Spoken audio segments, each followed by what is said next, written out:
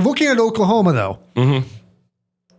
how much of that translates over? Because Oklahoma, 35-3 over Illinois State.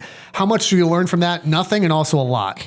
So you still can take some stuff away. John Mateer threw for 400 yards on this team. Now, dare I say, Michigan's defense is hopefully a step above the Redbirds. You better hope. I really hope. But John Mateer is a very good quarterback. This was the top quarterback in the portal. Not Carson Beck. It was John Mateer. And John Mateer looked the part on Saturday. That concerns me. I'm very concerned about even what I think is a good Michigan defense. And again, Michigan's defense might be elite, but it's so impossible to throw that word out there after week one. It's hard for me to say that anybody is elite after week one, because here's if I can tangent for a moment, here's what happens. You have these guys that will talk about, well, Miami and Notre Dame are both phenomenal football teams. And by the way, they might be. They very well might be. But you have these guys who talk about Miami and Notre Dame are phenomenal teams. How do we know Miami's a phenomenal team? Because they beat Notre Dame. And we know Notre Dame's a really good team. Look how they hung with Miami. And I go, hold on a second. Look how good Notre Dame is. They only lose every time that they play a competent team. Do you see the circle that we're doing here? This team is good because they beat this team. And we know this team's good because they hung with this good team. That doesn't make sense. So I'm hesitant to say who's good and who's not after week one, right? Like, you can get a feel for it. But John, all that to say, John Mateer looked the part. He looked really good. Oklahoma looks really good. Their problem last year was their offense, not their defense. Their offense looked good. Now, I will say, they could not run the ball on Illinois State to save their lives. John Williams from Locked On Sooners said, and I quote, Oklahoma not being able to run against Illinois State is a problem. Their usage of Jaden Ott makes no sense. So Jaden Ott is the Cal transfer. They spent a lot of NIL money to get him to come. He's coming off an injury. He was placed like third on the depth chart when it was released, and everyone went, that's not a real depth chart. And then he was like third on the depth chart, and he rushed like once for -3 yards, but he was also out there for like a kick return. So I'm not sure if they are, and by the way, like trying to poke around in some of the Oklahoma stuff, it doesn't seem like their insiders really know what's going on either. Like I've asked them and got no response, rude, but it doesn't seem like they have a clue either of how is Jaden not being used. Are they trying to ease him in? Is he still hurt? Are they saving him? Where is he on the depth chart? And it doesn't seem like they know. And dare I say, that's not a good place to be going up against a Michigan team who, one of the things I don't have much question about is their run defense. No, you don't have Kenneth Grant and Mason Graham. But by the way, I almost said Idaho because I've got Jack Lane transferring in on my brain. New Mexico, one of their strengths should have been their run game.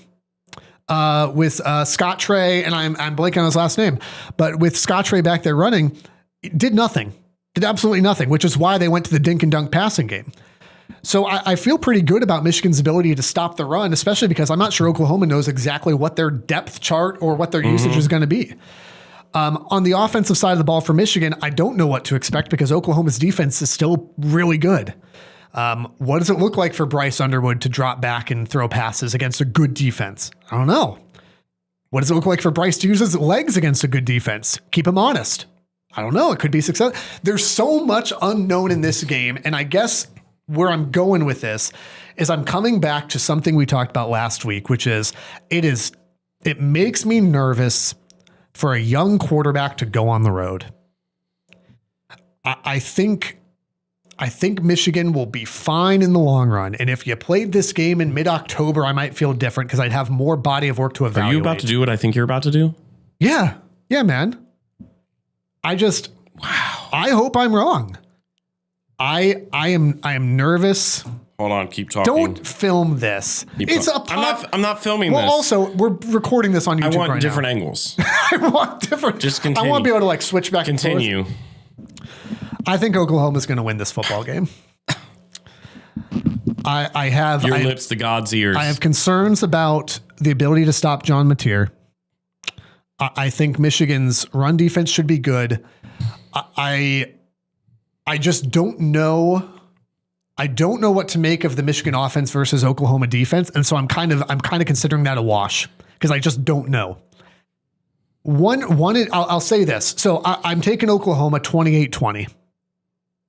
Taking Oklahoma 28-20. I think it's tough to go on the road as a young quarterback. Second start is on the road in the SEC at night. I don't know, man. And by the way, I think there's some added pressure of Sharon Moore going back to Oklahoma. I don't like when, and I understand it, and I don't think Sharon's putting this pressure on anybody, but the coach should be able to relieve some of that pressure. I've said this before about Ryan Day. The pressure that Ryan Day, intentional or not, puts on his team to win the Michigan game, which obviously there's pressure on there, but I think Ryan Day accentuates that pressure, and I don't think it's helped his teams. I'm fearful of that added pressure of we got to win this one for coach that Michigan just doesn't need. If Michigan manages to win this game, it will be because that Michigan offense is really as good as they looked on Saturday. If they're able to have success against a good Oklahoma defense, it's going to be a good Michigan team. If Michigan is able to shut down John Mateer, it's going to be a good Michigan team. I just don't know. If Michigan is going to win this game, by the way, it is obviously Bryce Underwood's going to have to be good.